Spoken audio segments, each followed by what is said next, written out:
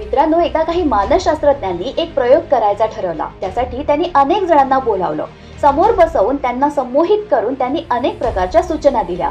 तुम्हाला विश्वास बसणार नाही मित्रांनो, पण समोरच्या व्यक्तीला ज्या प्रकारे सूचना मिळत होत्या, समोरची व्यक्ती अगदी त्याचप्रमाणे वागत होती।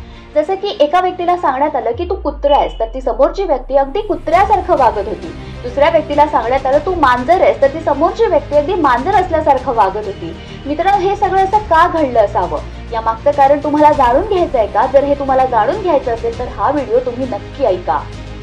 मित्रांनो, पुढे जाण्यापूर्वी मी आणखी काही दोन उदाहरणं देते। एकदा एक डायरेक्टर असतात ज्यांची मुलगी संधिवात आणि त्वचारोग सोरायसिस याच्यामुळे जवळजवळ पांगळी झालेली असते। तिच्यावर अनेक उपचार केले जातात, पण कोणताही उपचार तिला लागू पडत नसतो।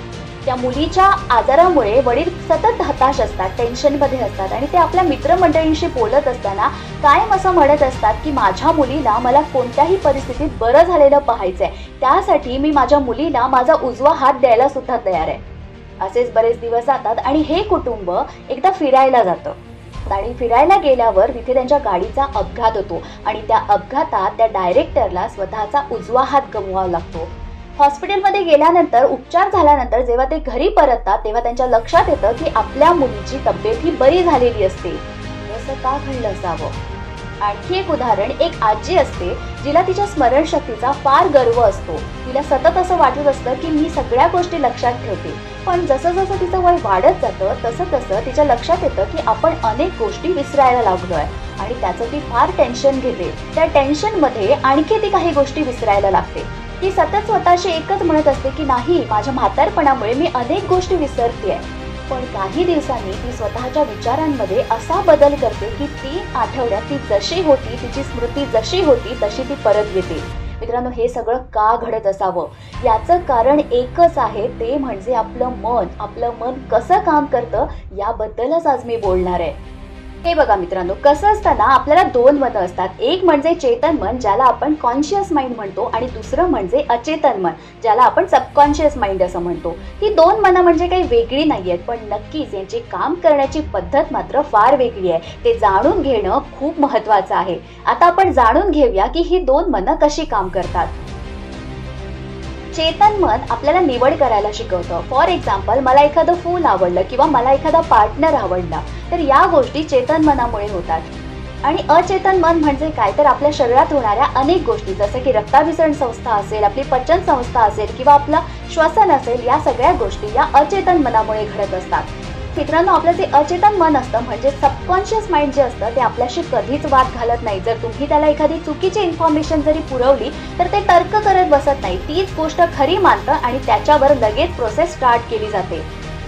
मित्रांनो, आपलं हे जे सबकॉन्शियस माइंड आहे त्याच्यामुळे आपण जेव्हा इतरांशी बोलतो किंवा स्वतःशी बोलतो तेव्हा फार विचार करून बोलणं गरजेचं आहे। एकदा होतं असं, एक व्यक्ती असते जिला हृदयाचा खूप त्रास असतो, त्यामुळे त्याचे नातेवाईक त्याला एका ज्योतिषाकडे घेऊन जातात। त्यावर तो ज्योतिष म्हणतो या व्यक्तीच्या हृदयाची हालत काही फारशी बरी नाहीये, त्यामुळे येणाऱ्या 1 महिन्यात प्रतिपदेला याचा मृत्यू होणार। ती व्यक्ती घाबरते आणि घरी गेल्या गेल्या लगेच एका वकिलाला बोलवते आणि स्वतःचं मृत्यूपत्र तयार करते। जसजसे दिवस येतात तुम्हाला विश्वास नाही बसणार मित्रांनो, पण त्या व्यक्तीचा खरोखरच त्या प्रतिपदेला मृत्यू होतो। याचं कारण काय? याचं कारण एकमेव आहे, कारण ती व्यक्ती स्वतःच्या मनाला सारखं हेच सांगत आलेली असते की प्रतिपदेला मी मरणार आहे। हीच गोष्ट त्याच्या अचेतन मनाने ऐकलेली असते, म्हणजे सबकॉन्शियस माइंडने ही गोष्ट ऐकलेली असते आणि त्याच्यावरती ती प्रोसेस स्टार्ट होते आणि म्हणूनच त्या व्यक्तीचा मृत्यू होतो। म्हणून आपण काही वेळा स्वतःच्याच विचारांनी स्वतःचा घात करून घेत असतो।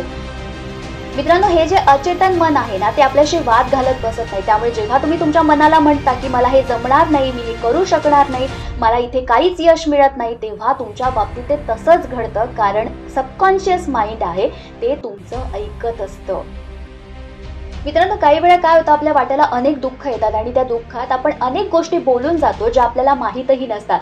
बऱ्याचदा दुःख जेव्हा आपण भोगत असतो तेव्हा आपण स्वतःशी किंवा आपल्या मित्रमंडळींशी अनेकदा असं बोलून जातो की याच्यापेक्षा वाईट अजून माझ्या आयुष्यात काय घडणार आहे। पण मित्रांनो, अचेतन मनाला म्हणजे सबकॉन्शियस माइंडला याचा अर्थ किंवा याच्यातला फरक समजत नाही। जेव्हा तुम्ही हा प्रश्न करता तेव्हा अचेतन मनाला असं वाटतं की याच्यापेक्षा वाईट अजून काय घडणार आहे ते मला दाखव, असं तुम्ही त्याला सांगताय।